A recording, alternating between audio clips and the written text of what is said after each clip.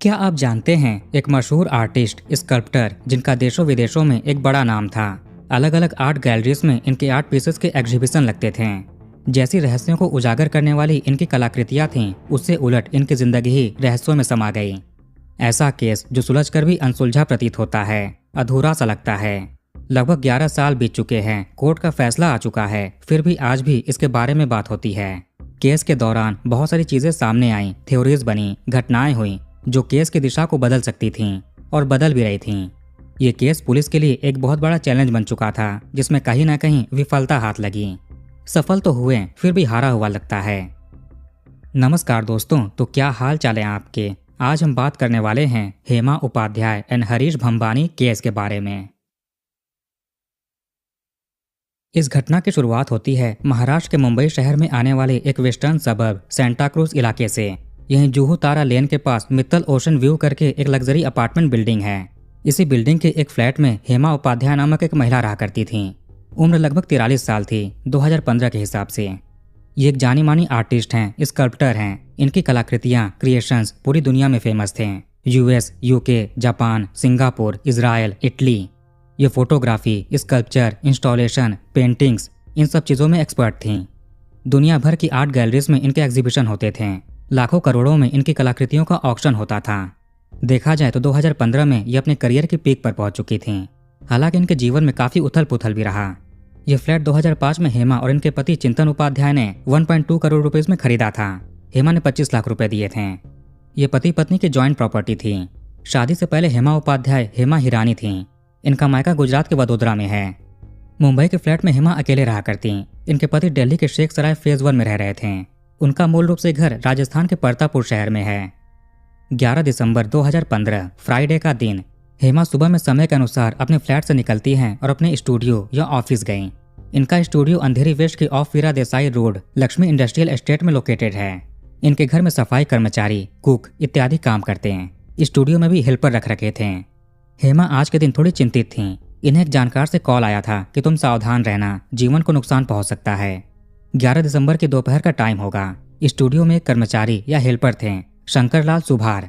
ये हेमा के काफी भरोसेमंद साथी हैं। इनके पास स्टूडियो की दूसरी चाबी भी होती थी। जब भी हेमा कहीं बाहर जाती तो पूरा स्टूडियो का कामकाज यही संभाला करते हैं शंकर लाल। आज के दिन हेमा ने शंकर लाल को लंच टाइम में बताया, अभी अभी मेरे एडवोकेट का फोन आया है। उन्हें इनके पति ने 2 लाख रुपए के चेक भेजे हैं। वैसे सुबह में जब हेमा अपने घर पर थी और एक जानकार ने अलर्ट करने के लिए कॉल किया था, उसे काफी डर भी गई थी। शंकर लाल को भी इसके बारे में बताया, कहा कि तुम भी सावधान रहना। स्टूडियो के बाहर के नेम प्लेट हटा दिए हैं। उसके बाद हेमा अपने वकील, जिन्हें पति की तरफ से चेक मिला था, उसे करीब 45 मिनट तक बात करती हैं कॉल पर। वकील का नाम है हरीश भंबानी। 65 साल की उम्र होगी। ये मुंबई के सेशन कोर्ट, हाई कोर्ट में प्रैक्टिस किया करते हैं। जाने माने वकील हैं। इनका घर मातुंगा इलाके के सिल्वर नेस्ट लोकेलिटी में आने वाले किंग्स सर्कल में था। ये शाम को अपनी पत्नी पूनम के साथ बैठकर चाय पी रहे थे। करीब 6 साढ़े 6 बजे के आसपास का टाइम होगा। इसी बीच इनकी छोटी बेटी अनीता, जो कॉलेज में पढ़ती हैं, अपने पिता के पास आईं। हरीश और पूनम जी की 2 बेटियां थीं, सोनिया निहालनी और अनीता भंबानी। सोनिया की शादी हो चुकी है, वो ससुराल में रहती। तो अनीता 11 दिसंबर की शाम 6 बजे अपने पिता के पास आईं और बोला, इन्हें बांद्रा में कुछ काम है, वहाँ ड्रॉप कर दीजिए। पिता ने जवाब दिया, पहले ही काफी लेट हो रहा है, इन्हें अंधेरी जाना है, एक इम्पोर्टेंट मीटिंग है। इसके बाद हरीश जी अपनी होंडा सिटी कार लेकर घर से निकल गए। ये 6:30 बजे के आसपास का टाइम होगा। बेटी भी घर से किसी काम से चली गई। अब रात के 8 बजे के आसपास का टाइम हुआ। बेटी ने पिता को कॉल लगाया, कुछ पेमेंट वगैरह को लेकर काम था, कि आपके नंबर पर एक OTP आएगा, बता दीजिएगा। इसे में पिता अपनी बेटी को कहते हैं कि ये मलाड जा रहे हैं, विद्याधर नामक व्यक्ति के साथ मीटिंग है। साथ में यह भी बोला कि OTP अभी नहीं आया है, कुछ मिनट बाद वापस कॉल करके पूछ लेना। अब कुछ मिनटों के बाद अनीता जी ने वापस पिताजी को कॉल लगाया। इस बार उनका मोबाइल फोन हेमा उठाती है। उन्होंने OTP बताया।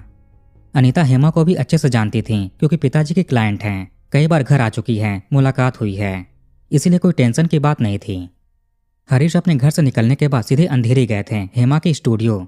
वहां से उन्हें पिक करने के बाद मलाड और कांदिवली साइड निकले थे। हेमा के फ्लैट में एक कुक काम करते हैं, ललित मंडल। शाम के 6:30 बजे के आसपास हेमा ने टेलीफोन के जरिए इन्हें इन्फॉर्म किया था कि डिनर मत बनाना, आज ये बाहर भोजन करेंगी। अनीता ही ऐसी इंसान है जिन्होंने आखिरी बार अपने पिताजी और हेमा से बात किया था। धीरे धीरे समय बीतने लगा। एक तरफ हेमा के फ्लैट में उनके स्टाफ चिंतित हुए कि मैडम अभी तक घर नहीं लौटी। दूसरी ओर हरीश के घर में उनकी पत्नी परेशान हुई, अभी तक पति आए नहीं। रात के 2 बजे बेटी अनीता अपने घर पहुंची। देखा कि माँ परेशान बैठी हैं क्योंकि पिता अभी तक आए नहीं थे। इन्हें भी काफी हैरानी हुई। अभी अपने पिताजी को कॉल लगाती हैं। वो 2 नंबर्स यूज किया करते थे। एक नंबर तो स्विच्ड ऑफ था और दूसरे पर घंटी बज रही थी, लेकिन कोई उठाया नहीं। अनीता जानती थी कि वो हेमा के साथ होंगे, इसलिए हेमा उपाध्याय को भी कॉल लगाया, पर उनका भी मोबाइल फोन स्विच ऑफ हो चुका था। हेमा के स्टाफ ललित ने उनके भाई इत्यादि को कॉल करके इन्फॉर्म करना शुरू कर दिया। दोनों ही परिवार के लोग सुबह तक उनके लौटने का इंतजार करते हैं। दोस्तों, रिश्तेदारों को कॉल करके पूछा, पर कुछ भी पता नहीं चला। सुबह होने पर ललित मंडल सेंटा क्रूज थाने पहुंचे और हेमा उपाध्याय की मिसिंग कंप्लेंट दर्ज कराई, साथ में फोटोग्राफ्स भी दिए। उधर अनीता अपने एक अंकल के साथ सुबह के 8 बजे मातुंगा थाने गई। पिता हरीश की मिसिंग रिपोर्ट लिखाई गई। ये 12 दिसंबर का दिन आ चुका है। दोनों के घरों पर लोग इकट्ठा होने लगे, अपने अपने लेवल पर पता कर रहे थे। इसी बीच दोपहर के 1:40 पर अनीता के पास एक अननोन नंबर से कॉल आता है, लेकिन अनीता के फोन में एक ऐप था। अगर अननोन का कॉल आए तो असली नाम पता चल जाता है। वो ऐप कॉमन है, हर कोई यूज करता है। तो अनीता को अननोन कॉलर का नाम पता चला, चिंतन। ये इन्हें भी जानती थी, हेमा के पति हैं। चिंतन ने रात के 9-10 बजे के आसपास भी अनीता को दोबारा कॉल किया और बताया कि हेमा और हरीश मलाड गए थे विद्याधर नामक आदमी से मिलने के लिए। पिता ने भी यही बात बोली थी पिछली रात को 8 बजे, जब बेटी ने ओटीपी के लिए कॉल किया। विद्याधर राजभर हेमा के एक जानकार हैं। वो आर्ट्स के लिए पेपर, पेंट इत्यादि सप्लाई करते हैं। आर्ट फैब्रिकेशन के काम से भी जुड़े हुए हैं। ये 12 दिसंबर की डेट चल रही थी। शाम के लगभग 6 बजे के आसपास का टाइम होगा।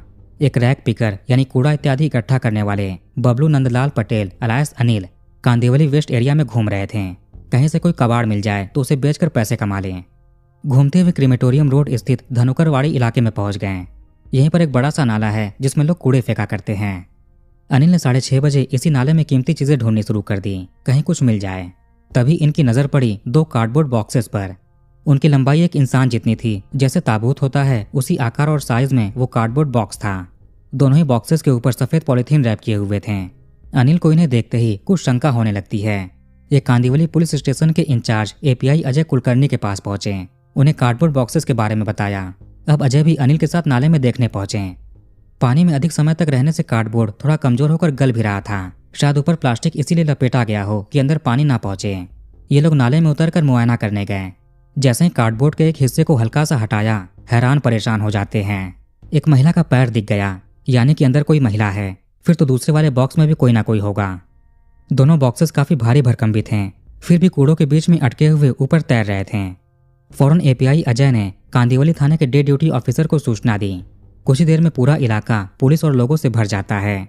फायर ब्रिगेड को बुलाकर उन बॉक्सेस को बाहर निकालते हैं और ओपन करते हैं। एक बॉक्स में महिला थी और दूसरे में बुजुर्ग पुरुष। दोनों ने केवल अंडरगारमेंट्स पहन रखे थे और कोई कपड़ा नहीं था।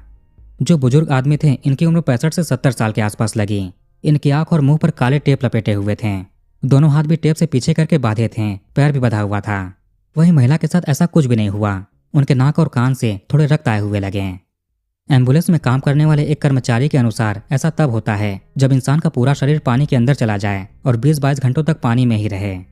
दोनों को देखकर लगा कि इनको यहाँ पर लाए गए 24 घंटे से कम समय हुआ होगा, क्योंकि पानी से ज्यादा कुछ डैमेज नहीं था। इनके चेहरे भी पहचान सकते थे, लेकिन ये लोग कौन हैं नहीं पता। पुलिस ने दोनों को अलग अलग एम्बुलेंस के जरिए कांदिवली के अंबेडकर हॉस्पिटल भेज दिया।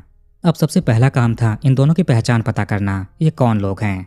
कांदिवली थाने के आसपास जितने भी पुलिस स्टेशन थे, सभी जगह इस घटना की सूचना भेज दी गई। साथ ही मिसिंग रिपोर्ट भी चेक की जाने लगी, कहीं किसी ने कुछ रिपोर्ट लिखाई हो। इसी बीच रात के 11 बजे तक जानकारी मिलती है कि मातुंगा थाने में आज ही सुबह में एक मिसिंग रिपोर्ट दर्ज हुई है। उसमें दी गई फोटो, बताया गया हुलिया, रंग रूप, सब कुछ यहाँ के बुजुर्ग आदमी से मैच कर रहा है। कंप्लेन लिखाने वाली अनीता भंबानी नामक महिला हैं। उनके पिता गायब हैं। रात के 11:30 बजे तक कांदिवली पुलिस ने अनीता को कॉल किया और अस्पताल में पहचान के लिए बुलाया। भोर के 2-3 बजे तक अनीता अपने परिजनों के साथ अंबेडकर हॉस्पिटल पहुंची। वहां आदमी की पहचान की। वो इनके ही पिताजी हरीश भंबानी थे। अनीता ने उस महिला की भी पहचान कर ली, वो हेमा उपाध्याय हैं। इसी बीच पता चला कि हेमा के एक स्टाफ ने सेंटा क्रूज थाने में उनकी मिसिंग रिपोर्ट भी लिखा रखी है। पुलिस ने कुछ घंटों के अंदर ही दोनों महिला पुरुष की पहचान पता कर ली।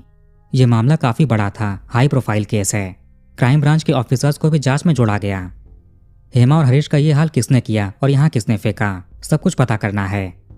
नाले के आसपास जितने भी इलाके थे, घर इत्यादि थे, सभी जगह के सीसीटीवी फुटेज निकलवाए गए। हेमा और हरीश के कॉल डिटेल्स निकाले गए। 13 दिसंबर की सुबह होते होते हेमा के पति चिंतन उपाध्याय भी मुंबई पहुंचे।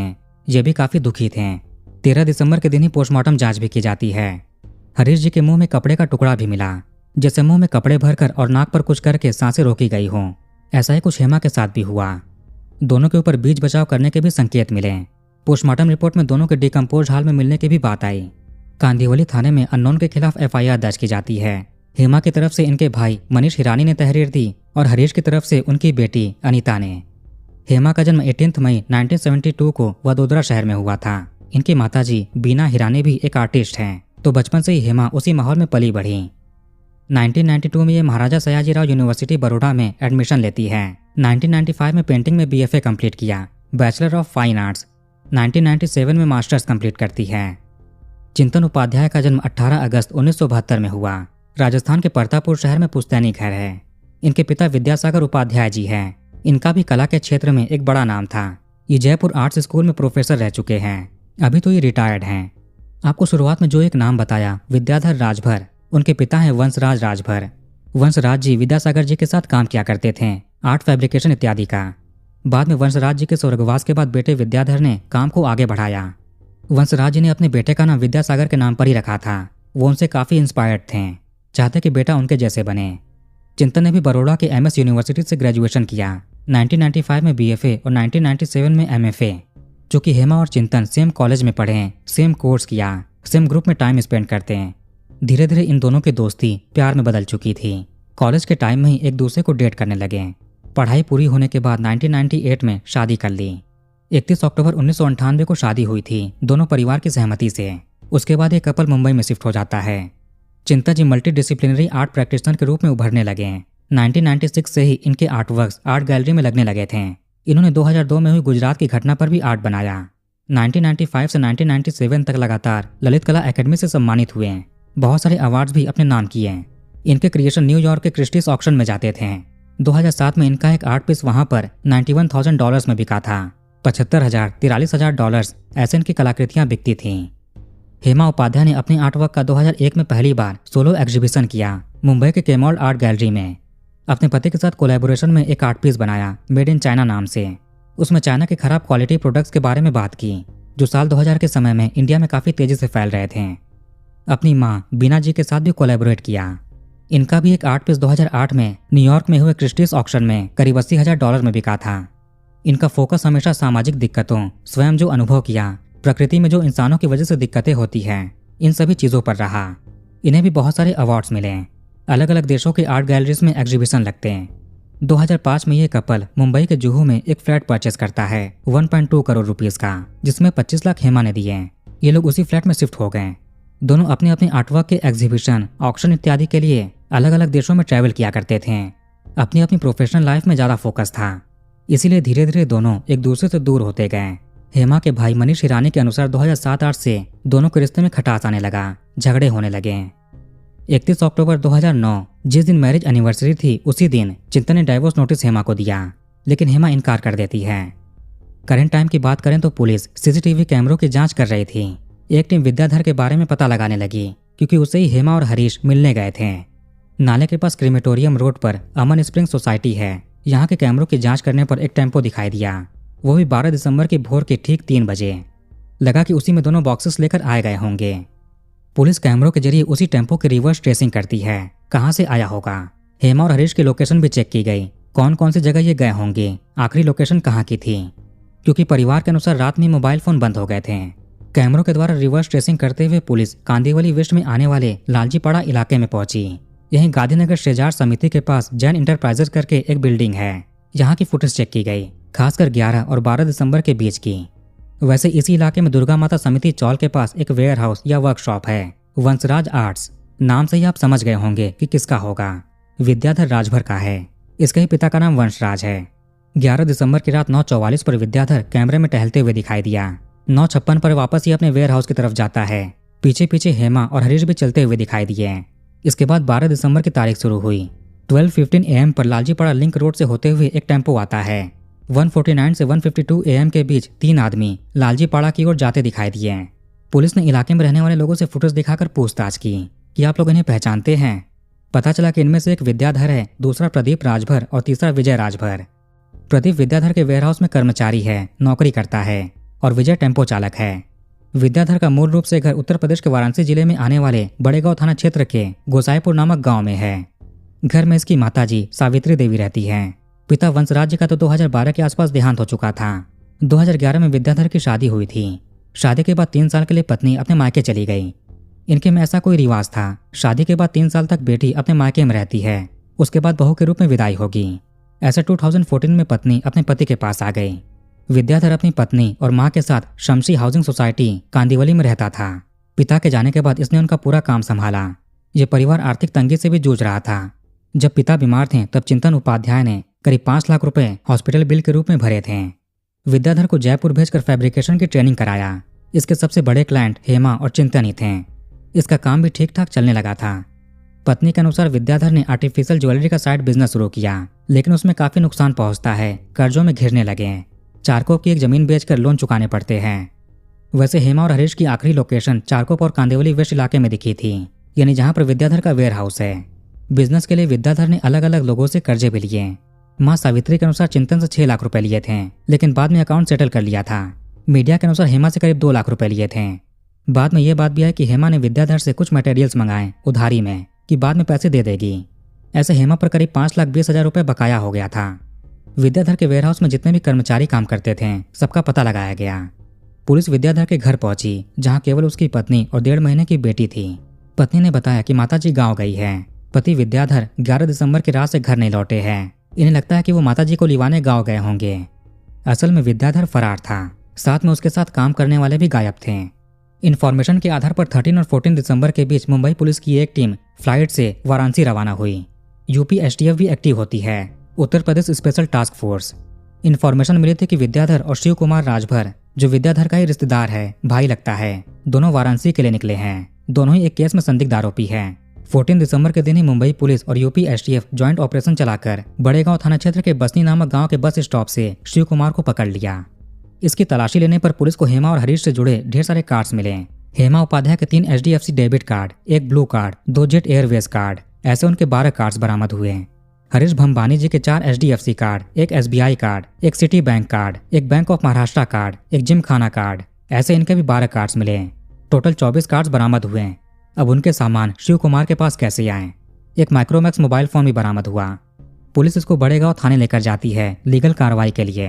उसी बीच पुलिस कार के अंदर कुछ मीडिया कर्मियों ने शिव कुमार से सवाल किया। इसमें यह साफ साफ बोलता है कि सेठ जी यानी विद्याधर के कहने पर सब कुछ किया है। इसी ने हेमा के लिए क्लोरोफॉर्म में भिगा हुआ कपड़ा दिया था, लेकिन इसे नहीं पता ये सब कुछ क्यों किया। सेठ जी ने जैसा बोला वैसा कर दिया, बदले में कोई चीज नहीं ली, बस बोलने पर किया। इसमें इसके अलावा और भी साथी हैं। ये पूरा शॉर्ट इंटरव्यू मीडिया के जरिए सीधे टीवी पर और सोशल मीडिया पर प्रसारित हो जाता है। पुलिस ने भी यूट्यूब से CD में डाउनलोड करके इसे एक सबूत की तरह कंसीडर किया, जो आगे कोर्ट में सबमिट भी होगा।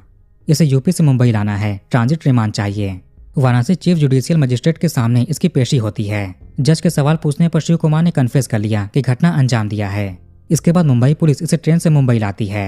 शिव कुमार के साथ ही विद्याधर भी भागा था, लेकिन वो 13 दिसंबर को MP के इटारसी रेलवे स्टेशन पर उतर गया।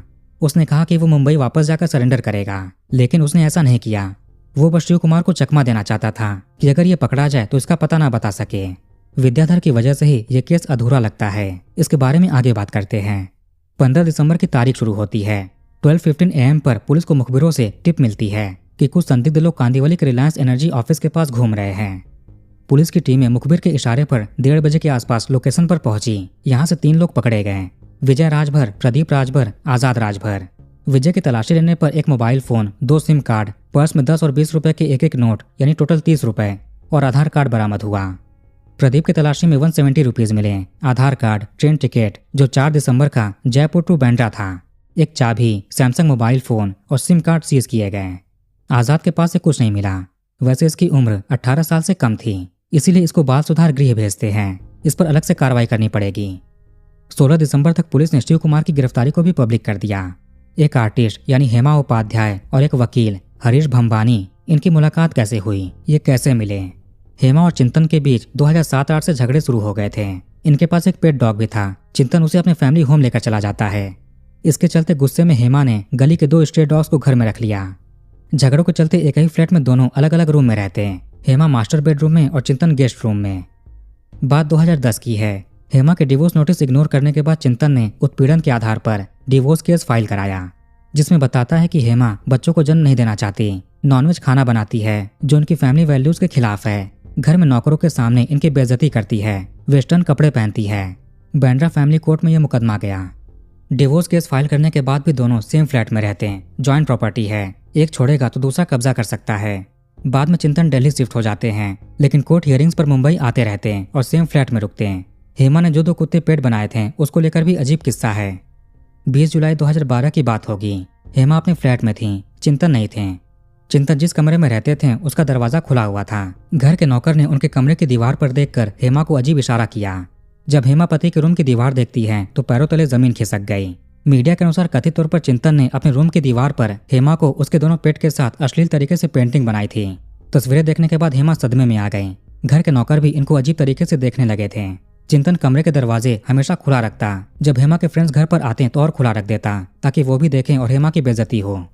इसको लेकर भी हेमा कोर्ट पहुंच जाती है। 2012 में चिंतन भी हाई कोर्ट में पिटीशन लगा देते हैं कि अपने प्राइवेट कमरे की दीवार पर पेंटिंग बनाई है, इनके पास राइट टू आर्टिस्टिक एक्सप्रेशन है। 10 मई 2013 को कोर्ट ने चिंतन का पिटीशन अस्वीकार कर दिया, रिजेक्ट कर दिया।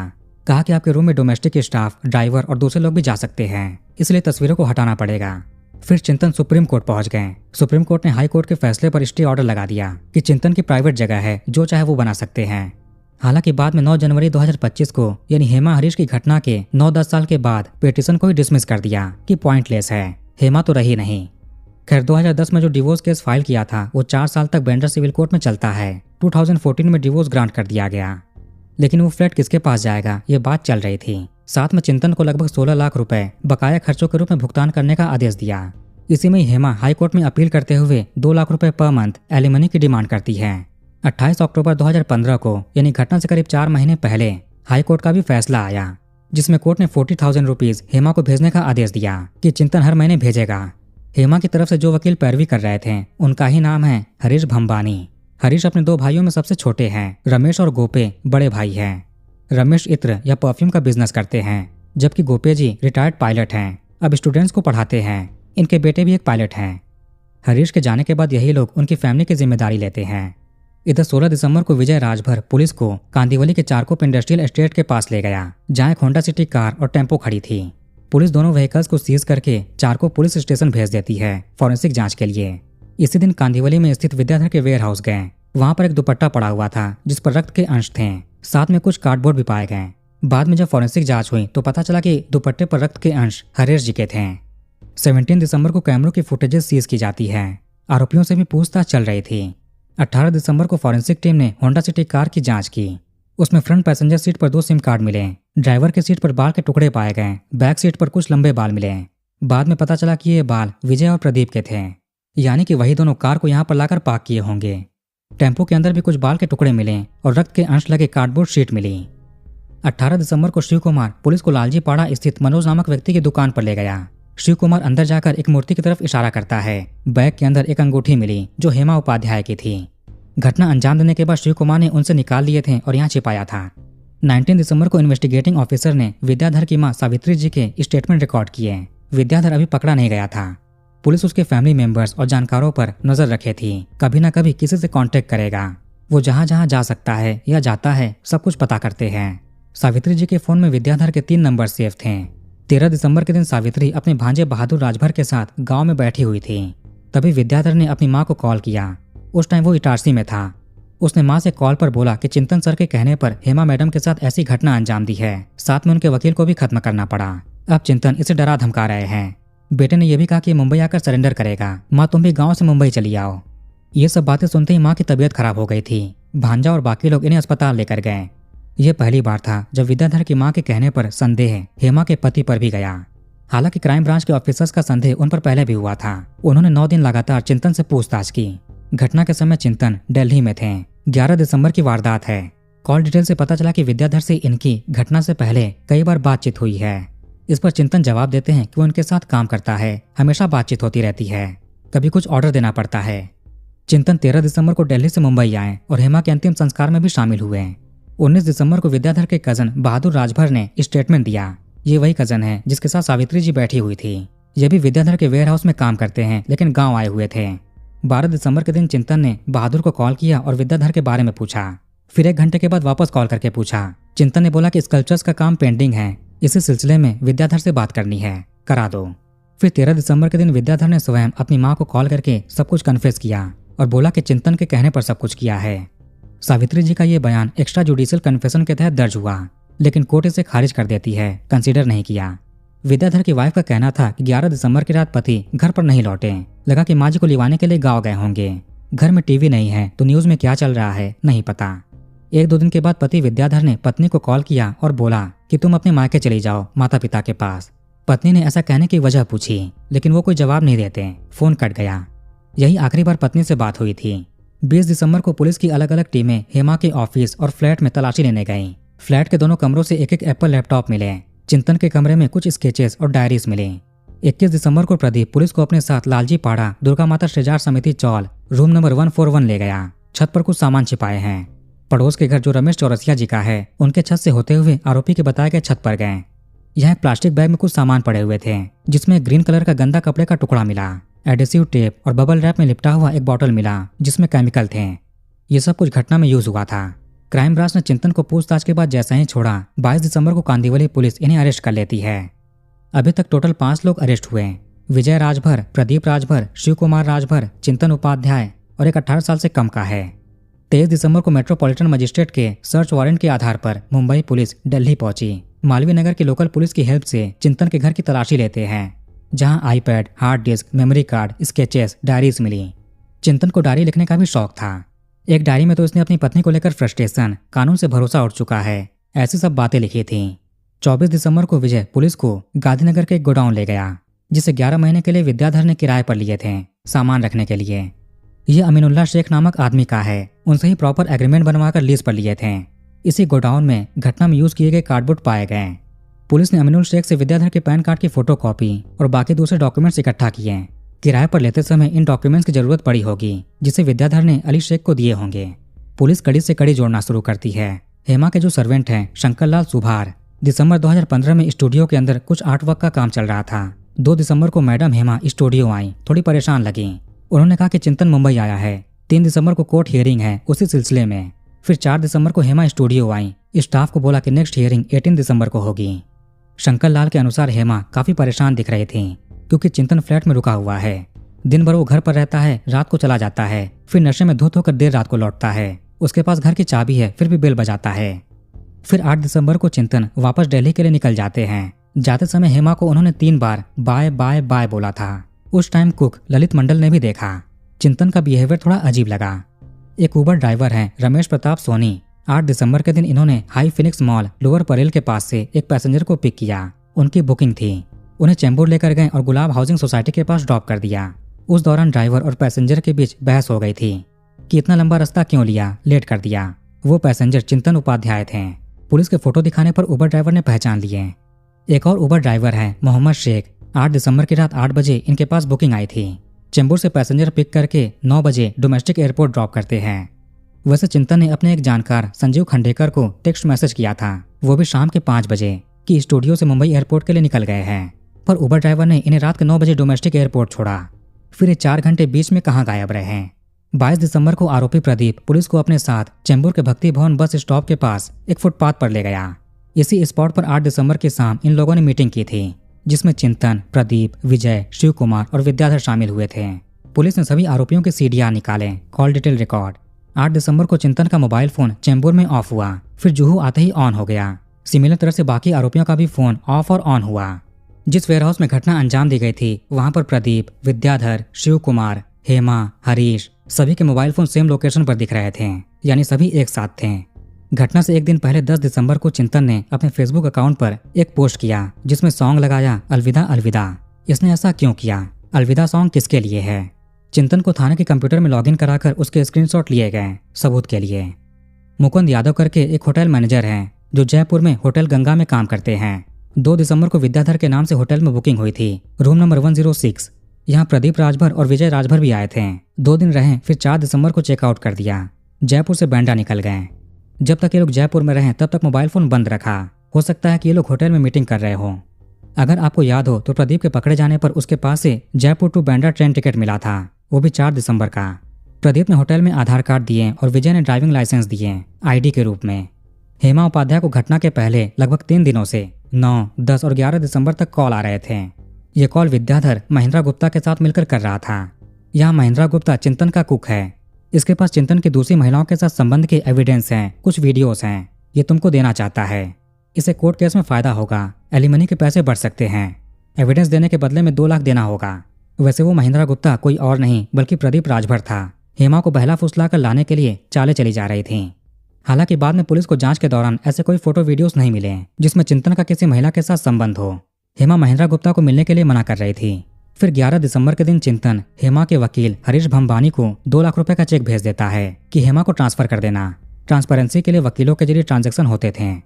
अब हेमा ने सोचा कि 2 लाख रुपए आए हैं। उधर चिंतन का कुक कुछ एविडेंस देना चाहता है, बदले में उसको भी 2 लाख रुपए चाहिए। क्यों ना एक बार चलकर देख लिया जाए कि एविडेंस कैसा है, उसी हिसाब से एक्शन लिया जाएगा। इसीलिए हेमा ने अपने वकील से बात की कि आप भी साथ में चलकर जांच कीजिए, केस में फायदा मिलेगा या नहीं। फिर इसी दिन शाम में मीटिंग फिक्स किया जाता है विद्याधर के साथ। 6:30 बजे के आसपास वकील हरीश जी अंधेरी गए हेमा के स्टूडियो। वहां से उनको पिक किया। फिर विद्याधर से मिलने के लिए मलाड गए। मलाड से बोला कि कांदीवली आ जाओ। जैसा कि कैमरे में दिखा कि 9:44 पर विद्याधर बाहर टहल रहा था लालजी पाड़ा में। फिर हेमा और हरीश को 9:56 पर लेकर वेयर हाउस गया। यहाँ विद्याधर और हेमा के बीच पैसों को लेकर बहस हो जाता है। हेमा ने गुस्से में थप्पड़ लगा दिए। शिव कुमार ने एक कपड़े के टुकड़े में क्लोरोफॉर्म डालकर विद्याधर को दिए। अब क्लोरोफॉर्म कहाँ से आया इनके पास? स्कल्पचर्स के मोल्ड की सफाई के लिए इसका यूज होता है। लगभग 4 महीने पहले विद्याधर एक जानकार कमलेश कनौजिया के साथ 26 अगस्त 2015 को इंडिगो फ्लाइट से बेंगलोर गया। हाइपर सिटी होटल में रुका। जोसेफ अलेक्जेंडर नाम से एक व्यक्ति हैं, उनके ही नाम पर होटल में रूम बुक हुआ था। इनसे ही विद्याधर ने क्लोरोफॉर्म खरीदे। इनके काम में क्लोरोफॉर्म, एसीटोन जैसे केमिकल का यूज होता रहता था और जोसेफ से ही हमेशा खरीदा करते हैं। विद्याधर के साथ जो साथी गए थे कमलेश कनौजिया, पुलिस ने इनके भी स्टेटमेंट दर्ज किए। तो क्लोरोफॉर्म में भिगा हुआ कपड़े का टुकड़ा विद्याधर ने हेमा के मुंह में ठूसा। वकील हरीश ने बचाने की कोशिश की। फिर बाकी साथी इनके आंख और मुंह पर टेप लगाते हैं, हाथ पीछे करके बांधे, पैर बांधे। इतने में हेमा की सांसें थम गईं। आरोपियों ने पुलिस को बयान दिया कि ये लोग बस डराने के लिए कर रहे थे, इनका ऐसा कोई गलत करने का इरादा नहीं था। पर इन्हें पता नहीं था कि वो केमिकल मानवीय शरीर पर कैसा असर दिखाएगा। वो सब कुछ गलती से हुआ, ऐसा इन्होंने बयान दिया। हेमा के साथ वो सब कुछ करने के बाद अब वकील को भी छोड़ नहीं सकते थे। सेम तरह से इनकी भी कहानी समाप्त की गई। फिर बॉक्स में पैक करते हैं। उसके बाद विजय को टेम्पो के साथ बुलाया। 12 दिसंबर की रात 12:15 AM पर मंगेश रौत, जो विजय को जानते हैं, इन्होंने दुर्गा माता चौल के नीचे विजय को टेम्पो के साथ खड़े देखा। विद्याधर भी वहां पर मौजूद था। वो लोग 2-3 कार्डबोर्ड बॉक्सेस टेम्पो में रख रहे थे। मंगेश ने चिल्लाकर विजय से पूछा, कैसे हो? उसने जवाब दिया, ठीक है। इसके बाद वो लोग चले गए। अक्टूबर 2015 में विद्याधर ने सैयद नामक आदमी से कांटेक्ट किया था। बोला कि 2 लकड़ी के बॉक्सेस बनवाने हैं। सैयद ने बोला कि 15,000 रुपये में 3 बॉक्सेस बनाकर तुम्हारी दुकान पर भेज देगा। विद्याधर ने कहा कि टेम्पो लेकर आएगा, तुम बस बनाकर तैयार रखना। 30 अक्टूबर को विद्याधर ने इनको 2 चेक्स दिए, लेकिन वो बाउंस हो गए।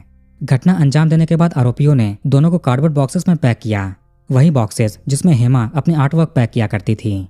उसके बाद विजय के साथ टेम्पो में रखकर फेंकने निकल गए। विजय ने बयान दिया कि बॉक्सेस में क्या है इसे नहीं पता। बोला गया कि कबाड़ है, नाले में फेंक दो, तो उसने नाले में फेंक दिया। इसमें इसका कोई कसूर नहीं। पुलिस ने इसको अक्यूज नंबर 1 बनाया। सारे सबूतों से साफ लगता है कि इसको भी सभी चीजों की जानकारी थी। दूसरे और तीसरे आरोपी बनाए गए प्रदीप और शिव कुमार। ये सभी दुर्गा माता चौल के आसपास के रहने वाले हैं। चौथे पर थे चिंतन उपाध्याय। 5वां तो जुवेनाइल है, उसको ज्यादा से ज्यादा 3 साल की सजा हो सकती है, चाहे कितना भी बड़ा क्राइम करे। 12 दिसंबर की रात 9:30 बजे शिव कुमार और विद्याधर दादर से ट्रेन पकड़कर वाराणसी के लिए निकले। इटारसी में विद्याधर उतर गया। पुलिस को जितने भी सबूत मिले, गवाह मिले, लगा कि साजिश में चिंतन भी शामिल है, लेकिन ये मना करते रहे। इनके वकील का कहना था कि क्लाइंट की मैरिड लाइफ सही नहीं थी, उसी को बेस बनाकर फंसाया जा रहा है। इनके खिलाफ कोई डायरेक्ट एविडेंस नहीं, सर्कमस्टेंशियल एविडेंस है। ऊपर से घटना के दौरान ये शहर में भी नहीं थे। विद्याधर भी पकड़ा नहीं गया। 1 फरवरी 2016 को विद्याधर अपने एक कजन रामेश राजभर से कांटेक्ट करता है। वो अपनी माँ, पत्नी और बेटी के बारे में पूछ रहा था। कजन ने बोला कि पुलिस को सरेंडर कर दो, लेकिन उसने फोन कट कर दिया। इसकी वाइफ मायके चली गई थी। महिला पुलिसकर्मी को भी उनके साथ लगाया गया। एक मेल पुलिस ऑफिसर घर के बाहर तैनात किए गए। पत्नी कहीं जाती, किसी से भी फोन पर बात करती, 24/7 इन पर नजर रखा जाता था। ऐसा करीब 6 महीनों तक चला। पुलिस अपनी जांच पूरा करने के बाद 11 मार्च 2016 को चार्जशीट सबमिट करती है। कमिश्नर ऑफ पुलिस ने यह केस डीसीपी सीआईडी यूनिट 12 को दे दिया 16 मई 2016 को। ये भी जांच करते हैं, विद्याधर का पता लगाते हैं। कोयम्बतूर तक दबिश दी गई, लेकिन नहीं मिला। एक साल बाद 16 जून 2017 को इन्होंने भी सप्लीमेंट्री चार्जशीट सबमिट की।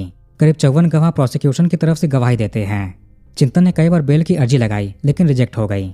बाद में 17 सितंबर 2021 को सुप्रीम कोर्ट इन्हें बेल ग्रांट कर देती है। 5 अक्टूबर 2023 कोर्ट ने 4 आरोपी चिंतन, विजय, प्रदीप और शिव कुमार इन चारों को उम्र कैद की सजा सुनाई। वैसे चिंतन को हरीश वाले केस से बरी कर दिया गया था, केवल हेमा के साथ जो घटना हुई उसकी सजा मिली। कोर्ट ने कहा कि हरीश गलत टाइम पर गलत जगह मौजूद थे, जिस वजह से उनके साथ भी वारदात हुई। चिंतन हाईकोर्ट में सेंटेंस को सस्पेंड करने की अपील करते हैं, जिसे 11 दिसंबर 2023 को खारिज कर दिया गया। लेकिन सितंबर 2024 में सुप्रीम कोर्ट चिंतन के सेंटेंस को सस्पेंड करके बेल ग्रांट कर देती है। एक तो उनके खिलाफ कोई डायरेक्ट एविडेंस नहीं, घटना के समय ये शहर में भी मौजूद नहीं थे।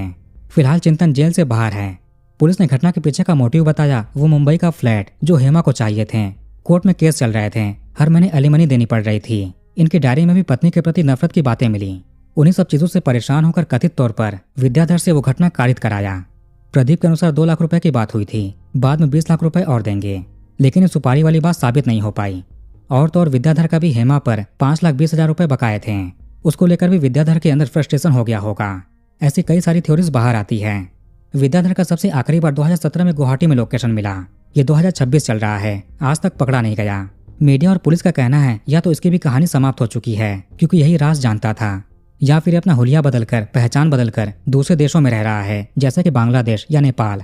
पर उसने ऐसी घटना क्यों कारित की, केवल वही जानता है। बाकी आरोपियों ने उसके केवल कहने पर घटना अंजाम दी थी। चिंतन ने भी सभी चीजों से इनकार किया, इनका इस केस में कोई हाथ नहीं। इसीलिए ये केस सुलझकर भी अनसुलझा प्रतीत होता है। सभी आरोपी जेल में हैं, अपनी सजा काट रहे हैं। चिंतन बेल पर बाहर है। तो वीडियो को यहीं पर खत्म करते हैं। आप कमेंट करके अपनी राय बताइए। इस वीडियो को लाइक और शेयर जरूर करिए और हमारे चैनल को सब्सक्राइब करके बेल आइकन ऑन कर लीजिए। मिलते हैं नेक्स्ट वीडियो में। धन्यवाद।